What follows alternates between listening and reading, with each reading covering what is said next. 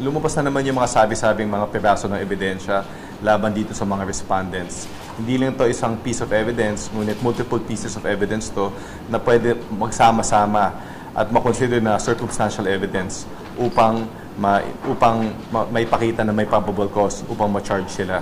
So, lumabas na mga ebidensya ito tulad ng fact na siya ang nag-apply doon sa dating NOLO, no, sa NOLO from the local government.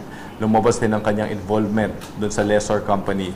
At kasama na din yung mga ibang ebidensya dyan tulad ng mga pangalan niya na lumulutang sa mga sabi-sabi mga dokumento na nahanap doon sa Pogo compound.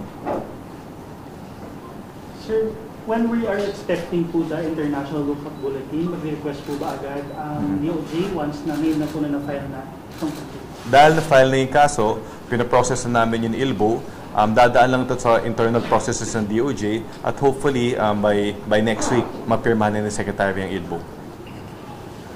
Sir, bakit po importante na magkaroon na tayo ng ILBO? Magkaroon na ng ILBO ngayon, given si Mayor Guo ito, who is a local official. Hindi naman natin matatanggi na kahit sinong makasuhan ng kriminal ay may flight risk. Lalo na kung may resources ito na ibang bansa. Ngunit dito naman kay Mayor Guo, hopefully, no, hindi naman siya lilipad dahil siya mismo at yung kanyang mga representatives nagsasabi na nais siyang harapin ang mga aligasyon laban sa kanya. At bukod doon, no, si Mayor Guo, isa siyang public official, hindi naman siya basta-basta makabiyahe na wala siyang travel authority. So hopefully, no, ang ILBO natin at yung PHDO, no, na-apply ng ating mga prosecutor ay safeguard lang at hindi naman talaga kakailanganin.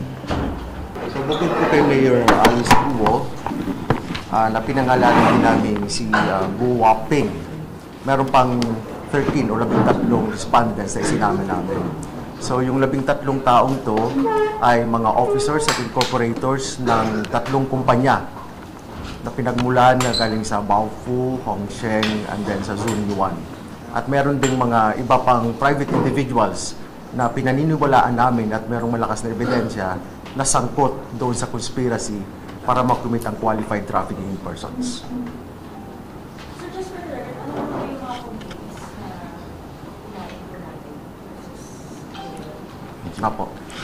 Itong complaint po na final ng CIDG at ng Philippine Anti-Organized Commission ay nakatutok lamang doon sa isang malaking kaso, which is qualified trafficking in persons.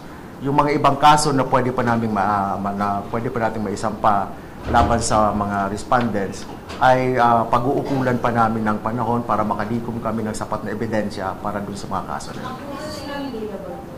Qualified trafficking in persons is an unbailable offense.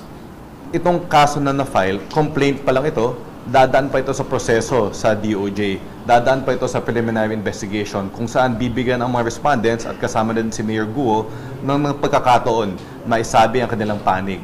So wala pa to sa korte, dadaan pa ito sa proseso at ayaw naman namin pangunahan ang mga prosecutors na independently magko-conduct ng preliminary investigation.